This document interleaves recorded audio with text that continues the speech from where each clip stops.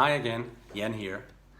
Now we come to the second chapter of the second part of the third chapter.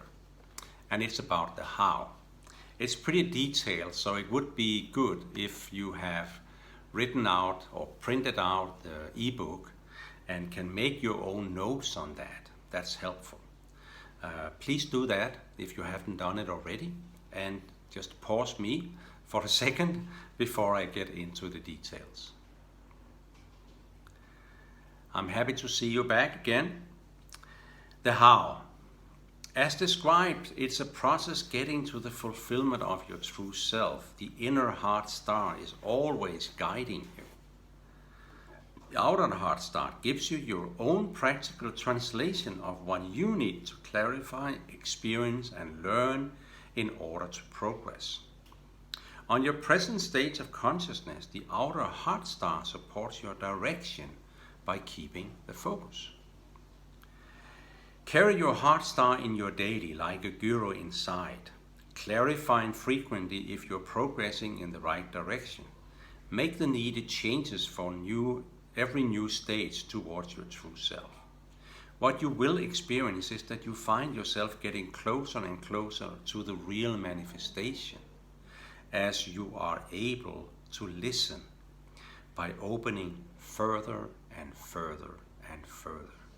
And that is through connecting and choosing to remember. The outer heart star process goes like this. Your soul leads you to the path. Your soul and spirit leads you to your purpose. Your heart, spirit, and soul leads you to the planet. Your mind, your heart, your spirit, and soul leads you to people. And your body, your mind, your heart, your spirit, and soul leads you to be able to fulfill the practice. So to take part in the evolution of love, use it all. Below are some supporting questions for the heart star process, followed by the heart star description examples. Starting with the path, which is a course. Why am I here? We all have a role to play in the world. Sometimes we're not aware, finding it hard to express.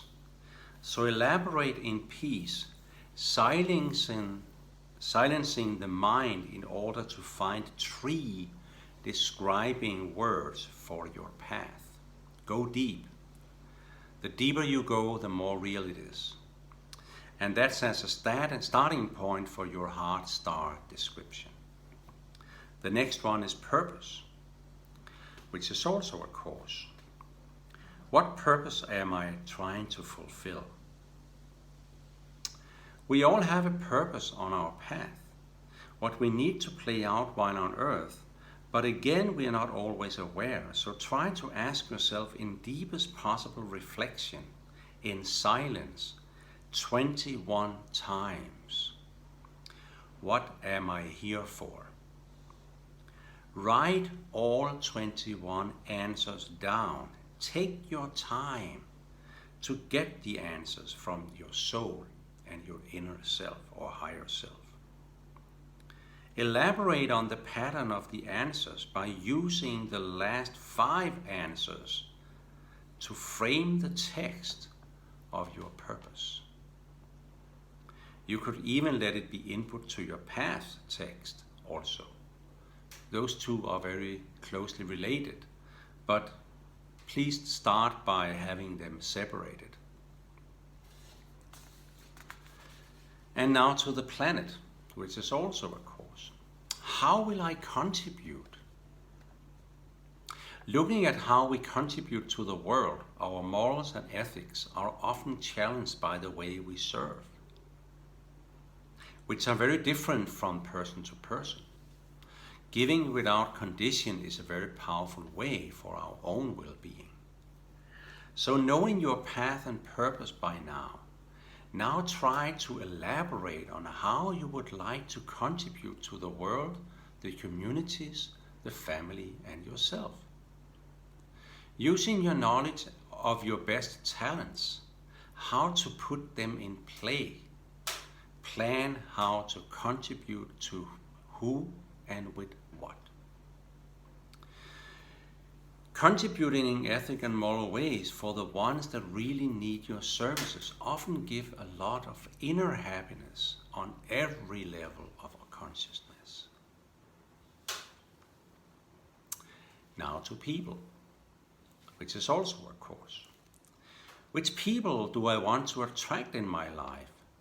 With whom am I going to have sustainable relationships, contributing, thus creating the results based on my path, my purpose, and the planet? A very important part of our life is about relationships with others in different forms, like spouses, friends, kids, colleagues, etc. It's mostly through this we learn a lot about ourselves.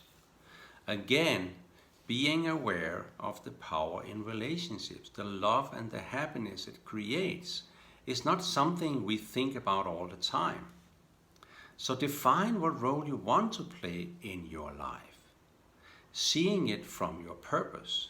Define what complementary roles and the people you might need to fulfill your purpose, in the highest regard, considering all. Be aware of your own behavior in relationships. Be honest to yourself. None of us are perfect. We make a lot of mistakes, and specifically in relationships. But we learn from it if we want to. So be honest to yourself, to others, by becoming the best to solve issues of any kind. That's a very helpful way to see a relationship is, am I able with this person in these situations to put myself aside and try to find solutions together with the other person. Measure yourself in open, honest discussions on how good you are at attracting the right people for you, with whom you can have deep relationships, where any issues can be talked about in trust, honesty, and with integrity. As you can see, that's a very important one. Well, all is important, but this is powerful because we are nothing without others, but we're never alone. The last one, practice, which is the effect of everything if you get that in order in the right way for you. Your focus on what brings love to yourself and being with others are needed to bring you to love fully. Actually, our body, mind, and soul really want to be aligned towards the soul's desire. So when you start using these tools, you will see positive changes in all areas. So start preparing what you would consider good practice in all parts of your life. That's about happiness, health, development, success, money, family, relationship, work, and community. Often we don't get the results we expect or dream of in life as we move through life circumstances in the spiral. So be aware of your practice and how you look at it. How you look at it, not necessarily only how the circumstances are, but how you experience and perceive the circumstances. It's important for your balance in life. Remember that true happiness equals experiences minus the expectations. So the easiest way to impact your experiences is by changing your conscious and unconscious expectations to yourself and others. Define how you will measure your practice, what you create and how you progress. And be sure to define your priorities, being aware of the balance between your intentions and your behavior. What is your learning in life? And the answer to that is that they are not necessarily always what is visible. Life is life. Some can we change, some not. But we can start to change how we look at it. So be alert to your belief systems and perceptions as they change in life based on your new circumstances. We all have ups and downs. The way we look at it makes the whole difference. So use this practical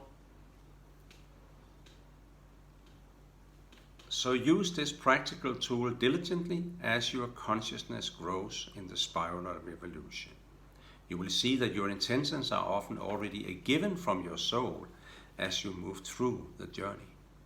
So now what is left is the fulfillment in God's honor by remembering your true self, providing the service in unconditional love that you are absolutely best suited for in the world. Make yourself shine in the world by finding your true purpose and aiming at it every day. That was the chapter 3, and by that we only have one chapter left. So I would really like to see if you have any questions or comments that could be helpful for you to really find your true purpose and your true self through this process. But we still have one chapter, and I will get back to you soon. Please remember to subscribe, like, and share, and also comment as much as you want. I will answer all comments because it's important for you to get the true meaning of this. And also, of course, you can sign up for sessions, and as I already said in the first video. So you are most welcome, and I'm happy that you like my channel. Thank you very much.